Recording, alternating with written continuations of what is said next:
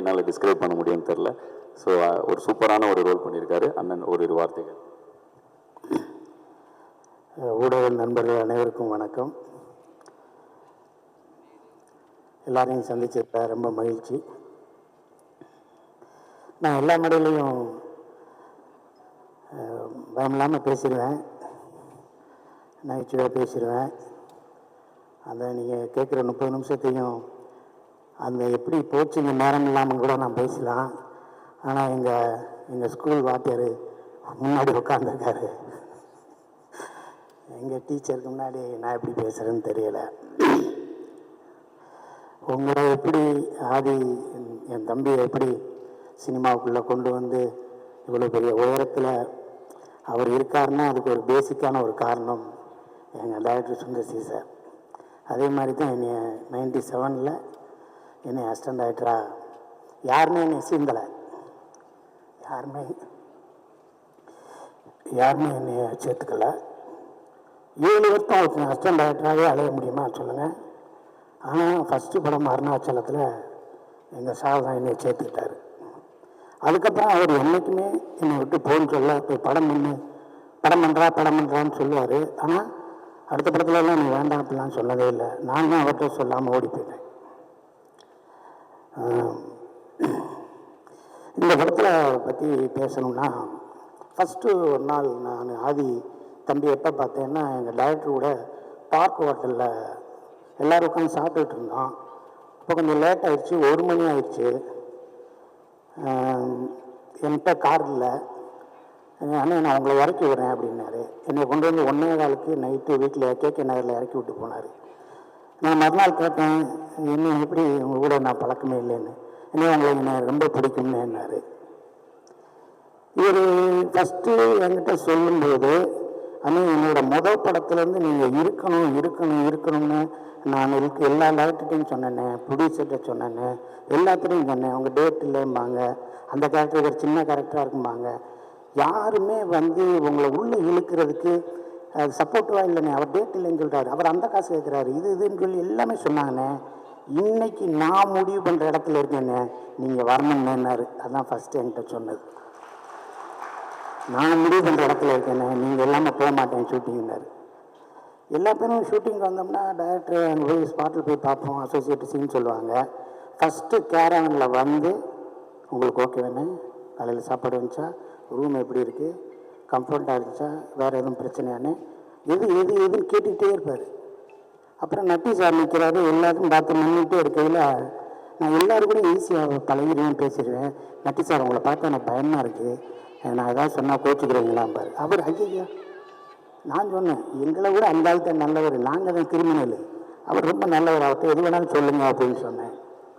So ஒரு opening hero opening song முடித்தோடனே அப்பா அம்மா மீட்டிங்கு, அப்புறம் உள்ள நன்றோட சின்ன அவங்க கூட ஃபைட்டு, அப்புறம் ஹீரோவுக்கு ஒரு ஃப்ளாஷ்பேக்கு, அதுக்கப்புறம் அப்படி போய் இன்ட்ரோ பிளாக்கு, அதுக்கப்புறம் அவன் எங்கே போனேன் ஈஸியாக 10 நிமிஷத்தில் கதை பண்ணி படம் பண்ணுறதை விட்டு போட்டு கடைசி உலகப்போர்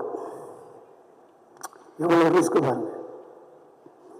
ஃபஸ்ட்டு வேர்ல்டு வார் எப்படி நடந்துச்சுன்னு தெரியல, செகண்ட் வேர்ல்டு வார் எப்படி இருந்துச்சு இல்லை, தேர்ட் வேர்ல்டு வார் வரப்போதா என்னன்னு தெரியல, நம்ம இந்தியா சந்தித்த எத்தனை வாருன்னு தெரியல, கடைசி உலகப்போர் எதை நோக்கி என்ன ஏது இதுக்கு சரியான தீர்வு சொல்லிடுவோமா, இது பெரிய ரைட்டர்ஸ் பின்புலாக இருக்கா, பெரிய இது ரீமேக்கா, ரெஃபரன்ஸுக்கு இங்கிலீஷ் படத்தெல்லாம் பார்த்து எடுத்துருக்குமா, எதுவுமே இல்லாமல் நான் எடுக்கிறேன் பாரு, நீ பார் அப்படின்னு சொல்லி இந்த முயற்சிக்கு தம்பிக்கு ஒரு சல்யூட் எடுக்கிறேன். இது ஒரு என்ன நினைங்க, ஒரு காசை சம்பாரிச்சோமா, ஒரு இடம் வாங்கி போட்டோமா, ஒரு ஃபார்ம் ஹவுஸ் கட்டினோமா, அங்கே ஃபாரின் போனோமா, அங்கே போனோமா, இங்கே போனோமான்னு சுற்றாமல் நீங்கள் பாட்டுக்கு சம்பாரித்த காசெல்லாம் தூக்கி போட்டு சினிமா படம் எடுத்து டீமை வச்சு ஒரு ஆளை வச்சு கஞ்சி ஊற்றுறதே கஷ்டம்.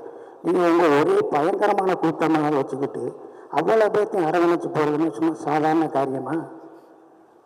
அந்த ஒரு எண்ணம் உங்களை வாழ வைக்கும். கண்டிப்பாக அந்த சினிமா உங்களை விடவே விடாது. I love you sir. நான் ஃபஸ்ட்டு டே ஷூட்டிங் போனேன், கான்செப்டில் நடிங்கன்னாரு. ஒரு அரை மணி நேரம் உட்காந்து பேசுவோம்னாரு. அண்ணனுக்கு நாமத்தை போடுங்கன்னாரு. நான் சொன்னேன், இப்போ தான் அரண்மனை 4ல் சுந்தர்சி சார் கூட நான் நாமம் போட்டு போலீஸாக நடித்தேன்னே. அப்படியானே சென்டிமெண்ட் சூப்பராக இருக்கும், போடுங்க நாம தந்தார்.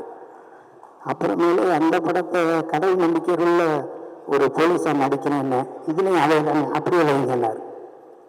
ஏன்னா அது சொன்னார்னா கரெக்டாக இருக்கும்னே, பேசாமங்கண்ணே நல்லா இருக்கும்னே அப்படின்னாரு. அவங்களுக்கு ரிசம்பிளன்ஸு அது வேணும்னே வாங்கினேன் அப்படின்னு கூப்பிட்டு போனார். ஒரு டைலாக்கை சொல்லிவிட்டு இது ஓகே ஓகே இல்லை அது ரைட்னே அம்பார். படம் நடந்துக்கிட்டு இருக்குங்க உடுமலைப்பேட்டையில். நான் குமரவேல் குமரன் கல்யாண் சார் நட்டி சார் எல்லாம் ரூமில் உட்காந்து வேலைக்கெல்லாம் போயிட்டுருக்கோம். 15 நாள் உச்சி வச்ச வெயில். தம்பிக்கு அம்மா போட்டுருச்சு, தெரியுமா அவங்களுக்கு? தம்பிக்கு அம்மா போட்டுருச்சு, உடம்பு சரியில்லை. காலையில் ஷூட்டிங்கிறாரு. நான்லாம் போய் கையால் பிடிச்சிட்டேன், தம்பி நீ வீட்டுக்கு போ, ஷூட்டிங் பிரேக் பண்ணு, உடம்பை பாரு. இல்லைண்ணே உங்கள் டேட்லாம் கிடைக்காதுண்ணே, காம்பினேஷன் நீ கூப்பிடா நான் வரேன். யாராவது வரமாட்டான்னு சொல்லு, நான் ஃபோன் பண்ணுறேன். இந்த படத்தோட வேறு படம் இந்த படத்தில் போய் நம்ம கிளிக்க போகிறோம். நான் சொல்கிறேன் தம்பி உடம்பை பாரு, நீ இருந்தால் தானே எல்லாமே நடக்கும். நீ தானே கேப்டனு. சரின்னு சொன்னேன். அதுக்கப்புறம் மறுநாள் சரி கிளம்பி போகலான்ட்டு ஊர்லேருந்து வந்தார். அதுக்கப்புறம் டைரக்டரை நான் பார்க்கும்போது டைரக்டருக்கு நான் தான் சொன்னேன் தம்பிக்கு உடம்பு சரியில்லை சார்னு. என்னடா அது சொல்லவே இல்லையா அப்படின்னு சொன்னார். ஸோ இவ்வளவு அர்ப்பணிப்பு இருக்கிற ஒரு ஆள் கண்டிப்பாக சினிமாவில் இருக்க நம்ம அவரை கைவிடக்கூடாது. அவருக்கு மேக்சிமம் நம்ம என்னென்ன ஒத்துழைப்பு பண்ணணுமோ அந்த தம்பிக்கு பண்ணால் தான் அந்த தம்பி மற்றவங்களுக்கு பண்ண முடியும். இந்த தம்பி உங்களோட எஃபோர்ட்டு உங்களோட திறமை எல்லாமே இந்த படத்தில் போட்டிருக்கீங்க. இதுதான் ஃபஸ்ட்டு. இது ஒன்றும் இல்லை, நம்ம டைரக்டர் வந்துட்டார், அவர் தொடங்கி வச்சுருக்காரு. அதுக்கப்புறம் வருஷத்துக்கு 2 படம் பண்ணுங்கள், நல்ல படமாக பண்ணுங்கள், நிறையா செலக்டிவாக பண்ணுங்கள். உங்களை நேசிக்கிறதுக்கு நிறையா பேர் இருக்கும். ஓகே, கடைசி உலகப்போர் வெற்றியை நோக்கி இருக்கும். எல்லோரும் சப்போர்ட் பண்ணுங்கள். ஊடக நண்பர்கள் அனைவரும் ஒரு இளையவருக்கு செய்கிற சப்போர்ட்டு தான் நம்ம சினிமாவுக்கு, தமிழ் சினிமாவுக்கு செய்ய போகிற மிகப்பெரிய சப்போர்ட். அனைவருக்கும் வாழ்த்துக்கள். எங்கள் டாக்டருக்கும் வாழ்த்துக்கள் சொல்லி முடிச்சுக்கிறேன் சார். நன்றி சார்.